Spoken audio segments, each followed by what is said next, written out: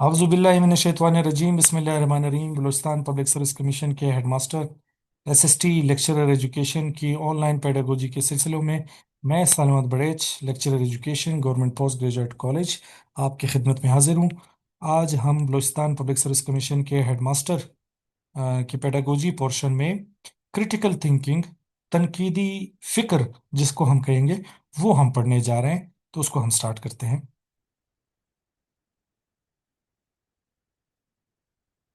तो आज का हमारे पास जो टॉपिक पढ़ने जा रहे हैं, क्रिटिकल थिंकिंग, तनकीदी सोच जो है वो पढ़ने जा रहे हैं। तो इसको भी हम स्टार्ट करने जा रहे हैं। इसके अलावा आपको अगर पेडागोजी के रिकॉर्डेड लेक्चर चाहिए तो मुझे इस नंबर पे अप्रोच कर सकते हैं, आपको रिकॉर्डेड लेक्चर इसको मिल जाएंगे। इसके अलावा जो मैं पढ़ा रहा हूँ उसका सारा कंटेंट ये education and pedagogy third edition में अवेलेबल है और इसको आप इजीली जो है मार्केट से खरीद सकते हैं। चलिए जी, तो हम स्टार्ट करने जा रहे हैं। सबसे पहले हमारे पास क्रिटिकल थिंकिंग है क्या? ठीक है, ये जो हमारे पास सिलेबस में ये जो सब्जेक्ट दिया गया है ये है क्या? Critical thinking. Critical thinking is the objective analysis and evaluation of information to form a reason judgment. ठीक है, it involves questioning assumptions, examining evidence and considering different perspectives। तनकीदी सोच मालूमात का मारूजी तज्जिया। मारूजी तज्जिया का मतलब ये है कि आप बगैर किसी को सपोर्ट किए, किसी को इख्तलाफ के जरिए किसी चीजों को देखते हैं और इसकी जांच है ताकि माकूल एक अच्छे से और दलील पर मबनी फैसला किया जा सके। इसमें मफरूजों पर सवाल उठाना, शवायद का जायजा लेना और मुख्तलिफ नुक्ता नज़र को मुद्देनजर रखना शामिल है। तो लिहाजा क्रिटिकल थिंकर्स वो होते हैं जो चीज़ों को बड़ी गहराई से देखते हैं, एनालिसिस करते हैं, अपनी ज़ाती पसंद नापसंद को नहीं देखते हैं, चीज़ों को गेस करते हैं, एवोल्यूएट करते हैं, मफरूज़ों पर नहीं जाते, बाकायदा तौर पे कैलकुलेशन करते हैं, फिर एक फैसला करते हैं। इस चीज़ को हम क्रिटिकल थिंकिंग कहते हैं। ठीक है, चलिए जी, अब हम आगे चलते हैं।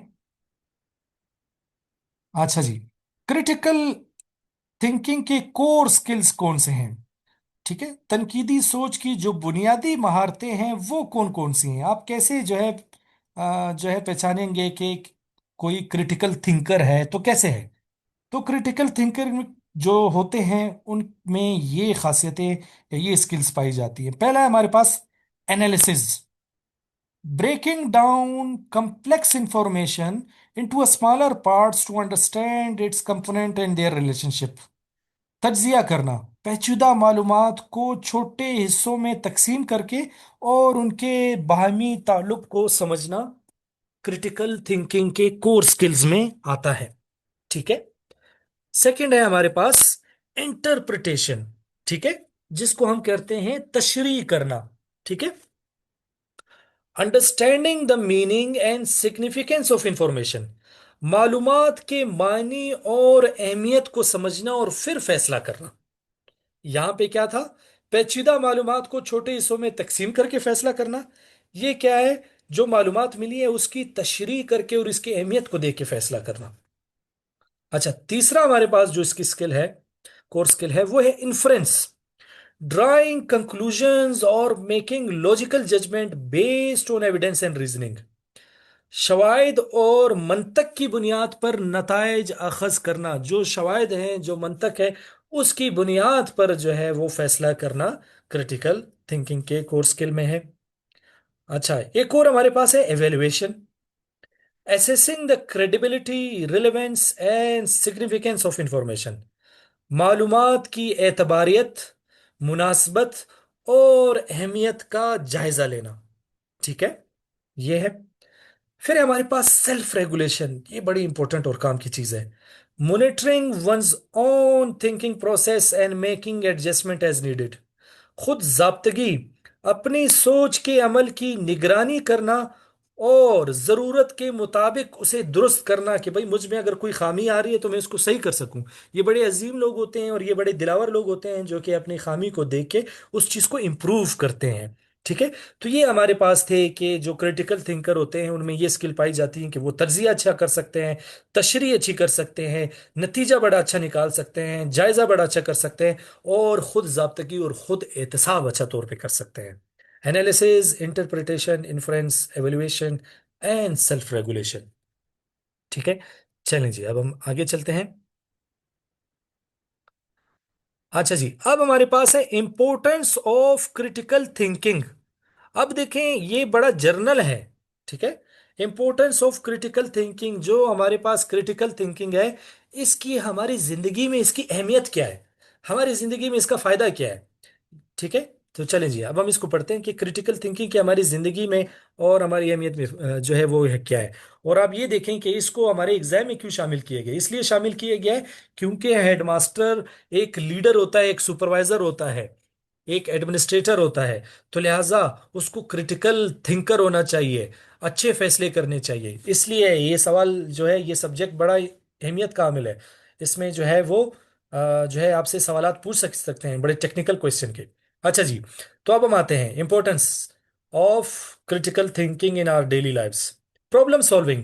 Critical thinking enable us to analyze problems effectively, identify potential solution and evaluate their feasibility। तो क्रिटिकल थिंकिंग या तनकीदी सोच जो है हमारे, उसकी अहमियत हमारी जिंदगी में यह है कि वो मसला हल करने में हमें मदद देती है। मसाइल का हम तज्जिया करते हैं, मुमकिन हल तलाश करते हैं, और उनकी जांच करते हैं, और फिर जो है फैसला करते हैं। जब इन सब चीजों को मद्देनजर रख के आप फैसला करेंगे तो वो बेहतरीन फैसला होगा। ठीक है। जज्बात में आके कभी भी फैसला नहीं। अभी ये देखिए, पूरे टॉपिक्स में आपको नहीं मिलेगा कि कोई जज्बात को भी आपने जो है मुद्देनजर रखना है या दिल की बात भी सुननी है। हम लोग जो होते हैं ना, दिल की बात कभी कभी सुन लेते हैं और मार खा लेते हैं। ठीक है। तो ये हमारे पास जज्बात वाले नहीं होंगे, आपने दिमाग को इस्तेमाल करना है, दिमाग से आपने फैसले करने हैं, जज्बात से नहीं करने। अच्छा जी, फिर है हमारे पास decision making. It helps us make informed and good choices by considering different options, evaluating their potential outcomes, understanding and underlining assumptions। फैसला साजी, मुख्तलिफ ऑप्शंस का आप जायजा लेकर दुरुस्त और बाखबर फैसला करते हैं। एक तो वो है कि आप जो है मिसाल के तौर पे फैसला करने जा रहे हैं और आपने कोई बुनियादी मालूमात ही नहीं ली, और आपको कोई किसी चीज़ की खबर ही नहीं, और आपने जो है वो फैसला कर लेते हैं, तो वो फिर नुकसानदेह है। आपने बाकायदा तौर पे छानबीन करके अपने आप को बाखबर रख के फिर फैसला करना है, तो फिर कभी भी आपका फैसला खराब नहीं होगा। अच्छा जी, फिर है हमारे पास इफेक्टिव कम्युनिकेशन। क्रिटिकल थिंकर्स जो होते हैं can relate their ideas clearly, logically, and they are also better at understanding and evaluating the arguments of other. मुअस्सर मवासलात जो है वो क्रिटिकल थिंकर्स के मुअस्सर मवासलात बड़े इफेक्टिव होते हैं। क्या? अपने ख्यालात को आप तक बड़ी अच्छी तरह पहुंचा सकते हैं, और मंतकी अंदाज में जब वो बात करते हैं तो बड़े मंतक के साथ करते हैं, बड़े दलाइल के साथ बात करते हैं, और दूसरों को दलाइल के जरिए समझाते हैं, अपनी आवाज के जरिए, अपनी उम्र के जरिए जो है वो नहीं थोपते फैसले, दलाइल के जरिए समझाते हैं। नेक्स्ट है हमारे पास adaptability and innovation. Critical thinking allow us to learn new information quickly, adapt to new situations and generate creative solutions. मुताबिकत पजीरी और जिद्दत, नई मालूमात सीखना, नए हालात में डल जाना और तख्लीकी हल पैदा करना। तो जो क्रिटिकल थिंकर्स होते हैं उसके जो है वो क्या करते हैं, नई नई मालूमात सीखते हैं, हर तरह इन्वायरमेंट में अपने आप को एडजस्ट करते हैं, और बड़े इनोवेटिव आइडियाज पर जो है काम करते हैं। फिर हमारे पास जो है वो क्रिटिकल थिंकिंग हमारी डेली लाइफ में क्या दे रही है, पर्सनल ग्रोथ, जाती नशीनुमा दे रही है। Critical thinking fosters intellectual curiosity, encourages lifelong learning, and helps individual develop a more nuanced understanding of the world। यानी कि बारीक अंदाज में जाती नशीनुमा जो है वो हमें देती है। उसमें क्या है, तजस्सुस, किसी काम के लिए आप जो है तजस्सुस होते हैं, जो है उस पे मेहनत करते हैं उसको अचीव करने के लिए। सीखने का शौक होता है क्रिटिकल थिंकर्स को, हमेशा सीखने की कोशिश में तक दो में रहते हैं, और दुनिया को बेहतर अंदाज में, बहुत ही बारीकी अंदाज में समझने में जो है वो समझते हैं और मदद देते हैं। ठीक है। तो हमारी जिंदगी में क्रिटिकल थिंकिंग की बहुत ही बड़ी अहमियत है। अगर हम अपने फैसले इस तरह जो है वो करेंगे तो कभी भी जिंदगी में हम पीछे नहीं रहेंगे। ठीक है। चलिए जी, अब हम चलते हैं नेक्स्ट टॉपिक की जानिब। ये हमारे पास तनकीदी सोच को फरोग देने की हिकमत अमलियां और तकनीकें कौन सी हैं। अगर हम कहें कि हमने क्रिटिकल थिंकर्स बनना है, strategies and techniques to develop critical thinking, वो कौन सी तकनीकें और हिकमत अमलियां हैं जिनको हम इस्तेमाल करके अपने आप को क्रिटिकल थिंकर बना सकते हैं। ठीक है, वो कौन सी तकनीकें और हिकमत अमलियां हैं जिसके जरिए हम क्रिटिकल थिंकर बन सकते हैं। अच्छा जी, तो पहला है कि भाई आप कोई भी पहले ही एक क्लैरिफाइंग क्वेश्चंस जो हैं आप करेंगे। ठीक है, किसी भी मामले में अगर आपको कोई बात समझ नहीं आए तो आपने टू इंश्योर अंडरस्टैंडिंग वाले क्वेश्चन करने हैं। What do you mean by, समझ को यकीनी बनाने के लिए सवाल आप करते हैं। आपका क्या मतलब है। कोई कंफ्यूजन वाली बात है, कोई ऐसी बात हो रही है और आपको समझ नहीं आया, तो आप ये नहीं कहेंगे कि बस रहने दो मिट्टी पाओ। ठीक है, ये नहीं करना है। तो आपने बकायदा तौर पे आपने जो है वो सवाल करने हैं। ठीक है, कि भाई दा अंत से दा चिशिदे समझ, तो लिहाजा आपने बकायदा तौर पे सवाल करना है। ठीक है, ये ची है, ये ची अस्त। अच्छा जी, फिर हमारे पास है दूसरे प्रोबिंग क्वेश्चंस आपने करने हैं। टू डेल्व डीपर, यानी कि गहराई में जाने। अगर कोई आपको टॉपिक डिस्कस हो रहे हैं, कोई मामला डिस्कस हो रहे हैं, तो उसकी गहराई में जाए। What do you think that is the case, इस तरह सवाल। What evidence support that claims. छानबीन करने वाले सवालात आप कहेंगे तो लोग आपसे इंप्रेस होंगे कि भाई ये तो बड़ा क्रिटिकल थिंकर है, ये तो बड़ा समझने वाला इंसान है, और ये तो बड़ा गहरा इंसान है। छानबीन करने वाले सवालात करें गहराई में जानने के लिए। आप क्यों सोचते हैं कि ऐसा है। ठीक है, क्या सबूत है इस दावे की जो हिमायत करता है। आपके पास क्या दलाइल हैं जो इस बात की दावत करते हैं। इस तरह सवालात जब आप करेंगे तो आप क्रिटिकल थिंकर बनेंगे। अब ये जो सवालात है ना, इसके पीछे देखिए, इसके सवाल के पीछे जो आपको जवाब मिलेगा वो बड़ा क्लियर आपको मैसेज देगा, जिससे आपकी क्रिटिकल थिंकिंग यानी कि आपको समझने में बड़ी मदद होगी। मिसाल के तौर पे अगर आप किसी सवाल करें, आपका क्या मतलब है, कोई कंफ्यूजन है, आपको समझ नहीं है, लेकिन जो उसके जवाब जो आपको मिलेगा वो मुकम्मल आपकी कंफ्यूजन क्लियर कर देगा। इसीलिए आपके सामने अगर कोई बात हो रही है और आप एक क्वेश्चन पूछ रहे हैं कि आप क्यों सोचते हैं कि ऐसा है, आपको समझ नहीं आ रही कि ये बंदा बात क्यों इस तरह कर रहा है। ठीक है, जब आप उससे ये सवाल पूछेंगे आप क्यों सोचता है कैसे है, तो आप उसके जो है वो शख्सी जिंदगी में जाके जाएंगे कि भाई वो अपना आर्गुमेंट बताएगा कि भाई मेरी ये वजह है, मैं इसलिए ये सोच रहा हूं। तो आपको समझ आ जाएगा कि ये जो शख्स बात कर रहा है इसके पीछे क्या वजह है, कोई साइंटिफिक रीजन है, अपने आप से बात कर रहे है, क्या कर रहा है। तीसरा है हमारे पास एज्यूमिंग चैलेंजिंग क्वेश्चंस। ठीक है, to uncover underlying beliefs. What are you assuming here, is that always true. मफरूजा चैलेंज करने वाले आप सवालात करें। मफरूजों पे जिंदगी नहीं गुजरती, मफरूजों को चैलेंज करने वाले सवालात करें। बुनियादी अकायद को बेनकाब करने वाले जो सवाल करें। आप यहां क्या फर्ज कर रहे हैं, इस तरह के सवालात। क्या ये हमेशा से सच है, क्या ये बात हमेशा सच हो रही है। इस तरह सवालात जब आप करेंगे तो आपकी क्रिटिकल थिंकिंग डेवलप होगी, आपको चीजें भी समझ आएंगी। और अगर किसी चीज में आपको कोई कमजोरी या आपको कोई समझ नहीं आ रहा, तो आप जब इस तरह सवाल करेंगे तो जो दूसरा बंदा है आपके सामने वाला, वो चीजें आपको बिल्कुल क्लियर करेगा और आपको भी पता चल जाएगा कि ये जो बात कर रहा है ये क्यों कर रहा है। इसके पीछे ये मफरूजा है, इसकी जाती लालच है, इसका तासुब है, इसका फेवरेटिज्म है, क्या है। ठीक है, चलें जी, अब हम चलते हैं आगे। अब आगे हमारे पास और इसकी टेक्निक्स आ रही हैं। नेक्स्ट टेक्निक है हमारे पास perspective seeking question, to consider different viewpoints. How might someone else see this, what are the counter arguments. नुक्ते नजर की तलाश के लिए सवालात करें। ये बिल्कुल वही जो अभी मैंने आपको मिसाल दी।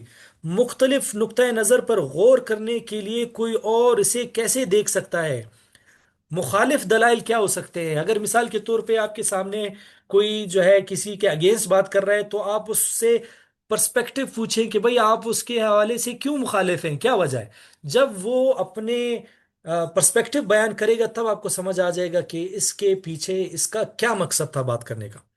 अच्छा जी, फिर है हमारे पास implication consequence questions, to explore potential outcomes. What would be the consequences if, नतीजा और नतीजे असर रखने वाले सवालात पूछें, नताइज रखने वाले सवालात पूछें। मिसाल के तौर पे मुमकिना नताइज को तलाश करने के लिए सवाल हो, जैसे कि अगर ऐसा हो तो इसके क्या नताइज होंगे, आपको पता है इसके क्या नताइज होंगे? आप जो बात कर रहे हैं अगर ये सच हुई तो इसके नतीजे के बारे में आप जानते हैं?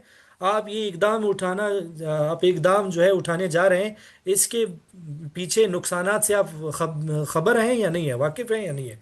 इस तरह क्वेश्चंस करने चाहिए।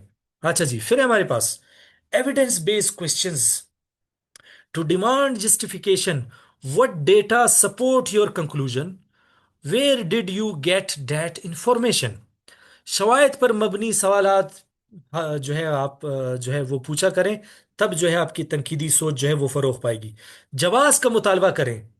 मिसाल के तौर पे आपके नतीजे को कौन सी मालूमात या सपोर्ट हमायत करती है? फर्ज करें अगर कोई बंदा किसी अपने जो हायर अथॉरिटी है उसके हवाले से कोई मनफी बात कर रहा है, तो आप उसको कहेंगे कि भाई आप किस मालूमात के बेस पर उसको बुरा भला कह रहे हैं, क्या किया है उसने। ठीक है, वैसे जाती अनात पे ना आप मुझे बताएं कि क्या डेटा है आपके पास। या फिर आपको ये मालूमात कहाँ से मिली? आप जो ये बात कर रहे हैं उसके खिलाफ बात कर रहे हैं, आपको ये बात कहाँ से मिली? मुझे रेफरेंस बताएं, जराए बताएं। आपने किससे सुनी? आप बैठे थे वहां पे, आपने खुद सुनी, आपने किसी और से सुनी? इस तरह के सवालात जो है वो क्रिटिकल थिंकर्स ही कर सकते हैं, और कोई नहीं कर सकता। ठीक है, चलें जी, अब हम चलते हैं नेक्स्ट टॉपिक की जानिब। अब हम आते हैं हमारे पास प्रैक्टिसिंग डिफरेंट थिंकिंग स्टाइल, मुख्तलिफ सोच के अंदाज की मशक। अब हम जो है क्रिटिकल थिंकर्स की बात कर रहे थे, अब हम अपने ख्यालात की बात करते हैं। ठीक है, कि मुख्तलिफ सोच के अंदाज की मशक करते हैं, किसी के क्या सोच होती है, किसी के सोचने की सलाहियत या जो मूड है वो कैसा होता है, अब हम इसकी बात करते हैं। ठीक है, चलें जी। तो सबसे पहले हमारे पास deductive reasoning, moving from general principles to specific conclusion. If A is true and B is true, then C must be true. इस्तखराजी इस्तदलाल कहते हैं। यही वजह है कि बाज़ औक़ात मैं जब अपने स्टूडेंट को कहता हूँ कि आप उर्दू में अटेम्प्ट इसलिए ना करें कि इसके जो हेडिंग्स है वो बड़ी मुश्किल होती है। ठीक है, अच्छा जी, इस्तखराजी इस्तदलाल, अमूमी उसूलों से मखसूस नताइज की तरफ जाना। ठीक है, अमूमी यानी कि जर्नल उसूलों से स्पेसिफिक की तरफ जाना। जैसे कि अगर ए दुरुस्त है और बी दुरुस्त है तो सी को भी दुरुस्त होना चाहिए। ठीक है, ये है एक ख्यालात की मिसाल के तौर पे। ये काम एक साल 2023 में हुआ, बिल्कुल सही हुआ। सेम काम हमने 2024 में किया, बिल्कुल सेम हुआ। तो 2025 में भी ये काम करेंगे तो इसके चांसेस ज्यादा है कि ये सही हो, क्योंकि ये 2 सालों से कामयाब होता जा रहा है। एक तो ये जो है डिडक्टिव रीजनिंग की मतलब सोच की जो है वो प्रैक्टिस है। फिर हमारे पास inductive reasoning, moving from specific observation to general conclusion. ये उसके उलट है। Observing a pattern and forming a hypothesis. इस्तकराई इस्तेदलाल, मखसूस मुशाहिदात से अमूमी नताइज की तरफ बढ़ना, किसी मखसूस जाविये को देख के नताइज निकलना।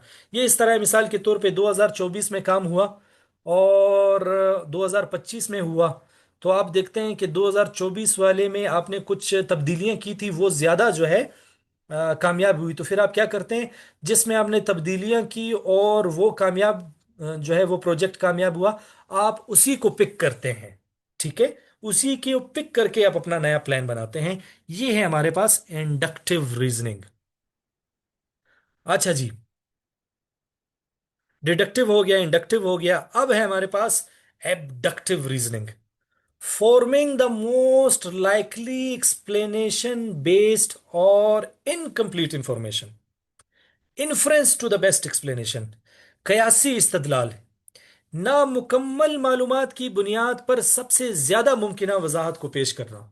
ये हमारे पास इस तरह है कि मिसाल के तौर पे आपको कुछ कोई वाकया हो गया है और उस वाकये से आपको कोई 20% या 30% मालूमात हैं, लेकिन आप एबडक्टिव रीजनिंग या कैसी इस्तदलाल के उसूलों की यानी कि जो थिंकिंग है उस सोच को डेवलप करते हैं और आप कहते हैं कि ये इस तरह हुआ है। वो उस 20% की इंफॉर्मेशन मालूमात को देख के आप पूरी मालूमात अखज़ कर सकते हैं कि भाई ये वाकया हुआ है तो ये इस तरह हुआ होगा, और उसने ऐसा कहा होगा, इसने ये रिस्पॉन्स दिया होगा। इस तरह थिंकिंग को हम अबडक्टिव रीजनिंग देंगे, कि जब आपके पास पूरी मालूमात ना हो, ना मुकम्मल मालूमात हो, और उस नामुकम्मल मालूमात के बेस पे आप पूरे इंफॉर्मेशन को जांच सकें। फिर है हमारे पास creative thinking, generating new ideas and solution, तख्लीकी सोच, नए ख्यालात और जो है वो हल पैदा करना। ठीक है, ये तो सिंपल है। फिर हमारे पास lateral thinking, solving problems through indirect and unconventional approaches.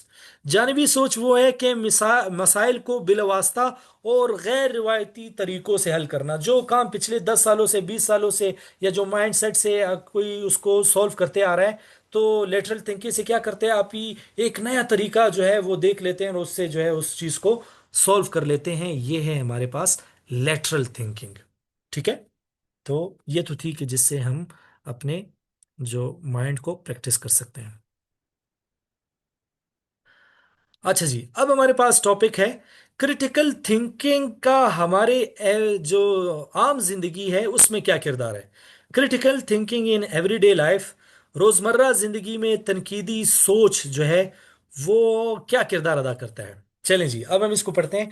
तो लिहाजा जब क्रिटिकल थिंकिंग की बात आ रही होगी हमारी डेली जिंदगी में, तो इसमें हम अपने फाइनेंस भी देखेंगे कि क्रिटिकल थिंकिंग जो तनकीदी है, जो फिक्र है, उसमें हमारे फाइनेंस के हवाले से, पैसों के हवाले से क्या होने रोल है, हमारे सेहत के हवाले से क्या रोल है, ये सारी चीजें आएंगी। ठीक है, चलें जी, अब हम इसको पढ़ते हैं, समझते हैं। Evaluating choices, comparing reviews, considering your needs and budget, and avoiding irrelevant thoughts। मुख्तलिफ हल का जायजा जब आप लेते हैं, जब क्रिटिकल थिंकर होते हैं, आप कोई फैसला करते हैं, तो मुख्तलिफ हल का जायजा लेते हैं।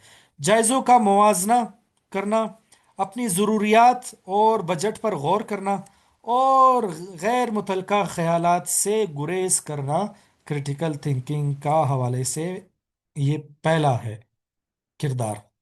फिर हमारे पास understanding news and media, identifying bias, evaluating sources, and forming your own informed opinion on current events। खबरों और मीडिया को समझना, तासुब की निशानदेही करना। अगर आपको कोई किसी चैनल पे, किसी जगह पे, या किसी शख्स कोई बात कर रहा है, तो आपको एकदम से पता चल जाता है कि ये बात सच नहीं है, तासुब की बुनियाद पे बात कर रहा है। जराए का जायजा लेना, कोई आपको कोई बात बताता है कि भाई ऐसा हुआ है, तो आप जराए बताते हैं, भाई आपको किसने बताया। आया ये खबर आपने सोशल मीडिया से सुनी, किसी न्यूज़ चैनल से सुनी, आपने कहाँ से सुनी, अखबार में पढ़ी, किधर से पढ़ी। ठीक है, और मौजूदा वाकयात पर अपनी बाखबर राय कायम करना, और बाकायदा तौर पे बाखबर रहना कि क्या हो रहा है। फिर हमारे पास मैनेजिंग पर्सनल फाइनेंसेस, अपनी जाती जिंदगी में पैसों के हवाले से, फाइनेंस के हवाले से, जाती मालियात के हवाले से क्या किरदार है। Analysing investment opportunities, understanding profit loss, and making informed final decision. जाती मालियात के इंतजाम, सरमायाकारी के मौके का तज्जिया करना कि कहाँ पे आप अपना सरमाया लगा सकते हैं। नफ़ा नुकसान को समझना कि ये काम में आपका नफ़ा है, इस काम में आपका नुकसान है। और बाखबर माली फैसले करना, ठीक है, अच्छे फैसले करना कि जिससे आपको नफ़ा पहुंचे, फायदा पहुंचे।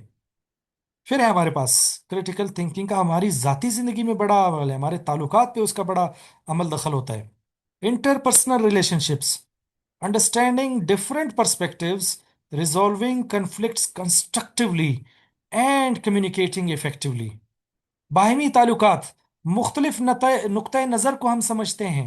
ठीक है, हमारे से कोई खिलाफ नुक्ता नज़रिया रखता है, उसको भी हम समझते हैं। ठीक है, कि वो क्यों ये सोच रहा है और उसके पीछे क्या वजह है।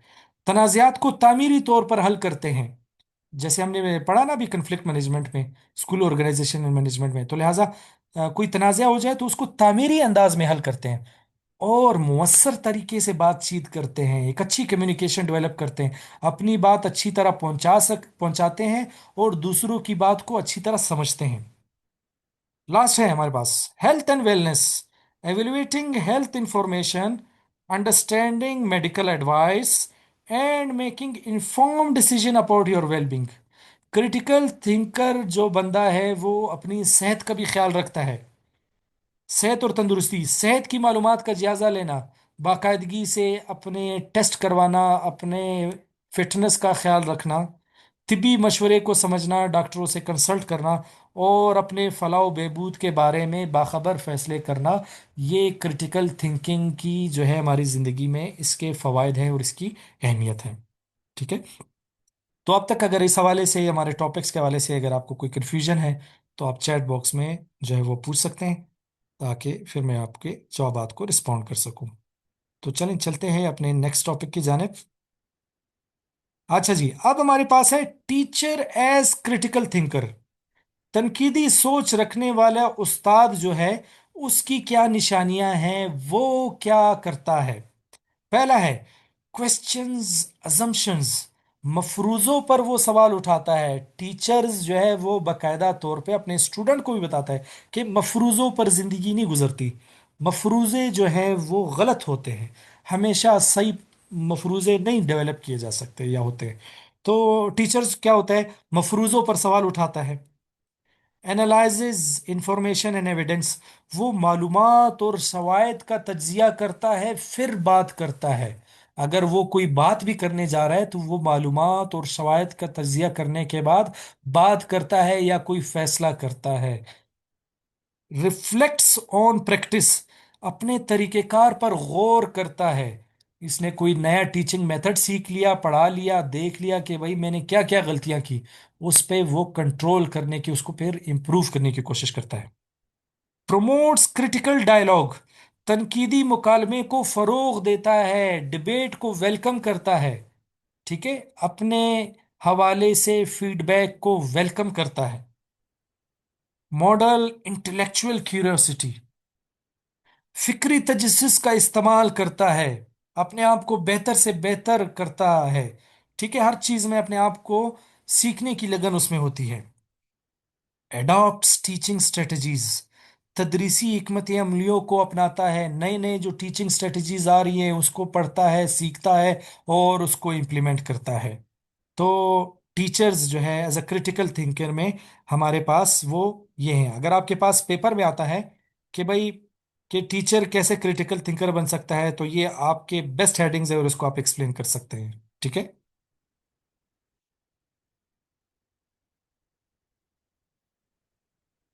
चलें जी, अब हमारे पास आते हैं बैरियर्स टू क्रिटिकल थिंकिंग। हमारे बच्चे या हमारे इर्द गिर्द क्रिटिकल थिंकर को क्यों डेवलप नहीं किया जाता, या वो क्रिटिकल थिंकर क्यों नहीं होते हमारे बच्चे। ठीक है। अब ये सवाल है कि हमारे जो बच्चे हैं वो क्रिटिकल थिंकर क्यों नहीं होते। तो उसके हवाले से जो है हम बैरियर्स देखेंगे कि ये वजूहात हैं कि जिसकी वजह से हमारे बच्चे या फिर जो हमारे लोग हैं वो क्रिटिकल थिंकर नहीं बनते। वो ये हमारे पास रुकावटें हैं। चलिए, सबसे पहले साइकोलॉजिकल बैरियर, नफ्सियाती रुकावटें हैं। ठीक है। हर चीज में वो इमोशंस ले आ जाते हैं। ठीक है। जज्बात में आ जाते हैं, फैसले को साइंटिफिकली एनालाइज नहीं करते। ठीक है। अपनी जाती तासुब और अना पे और जो है वो परेशानी की हालत में जो है वो फैसले करते हैं। इस वजह से जो है वो क्रिटिकल थिंकर जो है वो नहीं बनते, क्रिटिकल थिंकिंग उनमें डेवलप नहीं होती। अच्छा, दूसरा है हमारे पास ईगो सेंट्रिज्म, खुद मरकजियत। क्रिटिकल थिंकिंग इसलिए भी जो है वो उन लोगों में डेवलप नहीं होती जो खुद मरकजियत के शिकार है। मैं बहुत अच्छा हूँ, मैं बहुत बहादुर हूँ, मैं सबसे बेहतरीन हूँ, मैं सबसे जो है वो आला हूँ, बाकी मुझसे सारे कमतर हैं। ठीक है। खुद मरकजियत, ईगो सेंट्रिज्म जब आप होगा तो आप क्रिटिकल थिंकर नहीं होंगे, क्योंकि आपको कोई खामी बताएगा, कोई फीडबैक देगा, आप उसको एक्सेप्ट ही नहीं करेंगे, आप उसको बुरा भला कहेंगे। तो इस वजह से क्रिटिकल थिंकिंग डेवलप नहीं होती। ठीक है। उसके बाद है हमारे पास सोशो सेंट्रिज्म, समाजी मरकजियत। अब समाजी मरकजियत ये है कि अपने आप से बढ़ के अब थोड़े हायर लेवल में आ जाते हैं। भाई मेरी जो कौम है वो बड़ी ज़बरदस्त कौम है, बाकी आप लोग जो है किसी काम के नहीं हो। हमारा जो इलाका है वो बड़ा ज़बरदस्त है, आपका इलाका ज़बरदस्त नहीं। हमारी गली बड़ी ज़बरदस्त है, आपकी गली के लोग ज़बरदस्त नहीं। हमारी फैमिली बड़ी अच्छी है, आपकी वो नहीं है। तो जब आप इस तरह थिंकिंग होगी तो आप क्रिटिकल थिंकर नहीं बन सकते। विशफुल फॉर थिंकिंग, ख्वाहिशात पर मबनी सोच होती है। हम मेहनत नहीं करते, बस हम ख्वाहिश रखते हैं कि मैं कामयाब हो जाऊं। ठीक है। मैं कामयाब हो जाऊं और मैं जो है काम कर सकूं। ठीक है। फिर है हमारे पास इमोशनल रीजनिंग, ठीक है।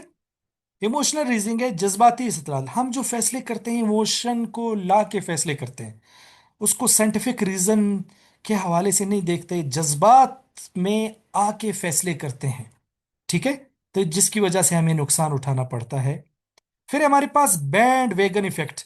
बैंड वेगन असर हमारे पास वो है, मिसाल के तौर पे इसकी मिसाल मैं आपको बड़ी इंटरेस्टिंग सी दूंगा। मिसाल के तौर पे आप यूनिवर्सिटी में जाते हैं और आपके हाथ में अभी एडमिशन फॉर्म है और आप कंफ्यूज हैं कि किधर आप दाखला लेंगे।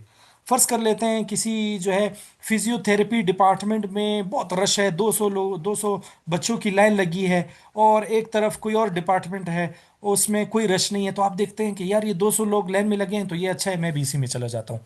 भाई वो आपका जो शौक है, जो आपका इंटरेस्ट है, वो हो सकता है वो किसी और डिपार्टमेंट में आप अच्छा परफॉर्म करें। तो आप क्या करते हैं, जो सब उसी लाइन में लगे हैं आप भी उसी लाइन में हो जाते हैं। इसको कहते हैं बैंड वैगन इफेक्ट। फिर है लिमिटेड अटेंशन स्पैन, महदूद तवज्जो का दौरानिया। किसी काम पे हम महदूद तवज्जो उस पे रखते हैं, जिस काम पे हमें ज्यादा तवज्जो देनी चाहिए उस पे हम तवज्जो ही नहीं देते, जिसकी वजह से हम क्रिटिकल थिंकर नहीं बनते, क्रिटिकल थिंकिंग हमें डेवलप नहीं होती। फिर है कोग्निटिव ओवरलोड, हम पर इतना इल्मी बोझ आ जाता है, इतने कंटेंट और इतने सब्जेक्ट हम जहनों पे सवार कर लेते हैं कि हम एक अच्छा फैसला ही नहीं कर पाते। हर चीज हमने जो है दिमाग को एक डिक्शनरी बना लिया होता है। ठीक है। उसको हम प्रैक्टिस में नहीं लाते, बस चीजें फीड कर रहे हैं लेकिन दिमाग को इस्तेमाल नहीं कर रहे।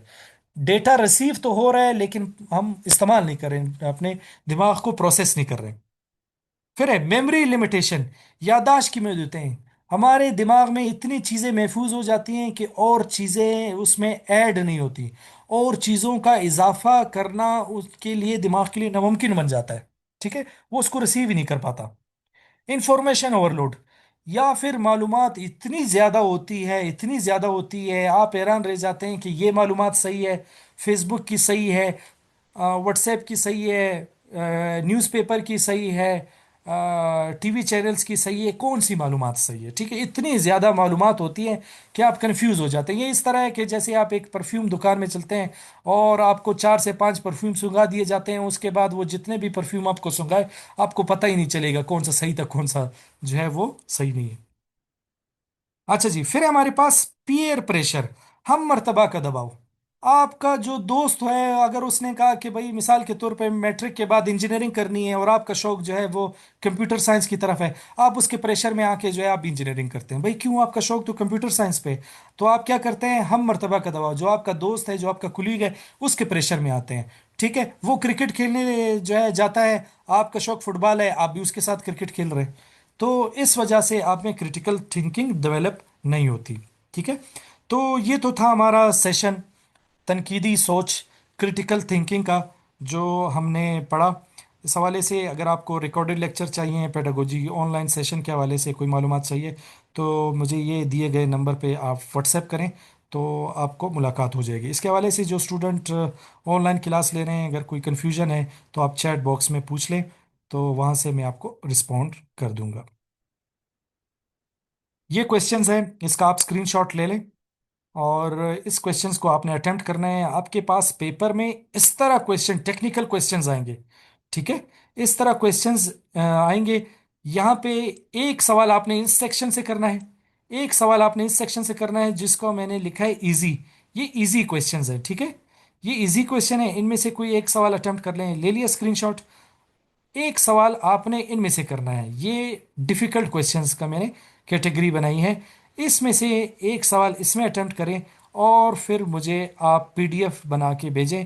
मैं एवेल्यूएट कर लूँगा कि आपके 15 नंबर के एक सवाल का अटेम्प्ट करना है, फिर मैं आपको बताऊंगा कि कहाँ पे वीक एरियाज़ हैं और क्या हैं। ले लिया स्क्रीनशॉट, इसका मैं पीडीएफ भी आपसे शेयर कर दूंगा और रिकॉर्डेड लेक्चर भी आपसे शेयर कर दूंगा। इसके हवाले से जो अभी हम पढ़ रहे हैं वो सारी एजुकेशन एंड पेडागोजी की इस 3rd एडिशन में भी अवेलेबल है। ठीक है। तो चलें जी, हम सेशन का बाकायदा तौर पे जो है यहाँ पे अख्ताम करते हैं।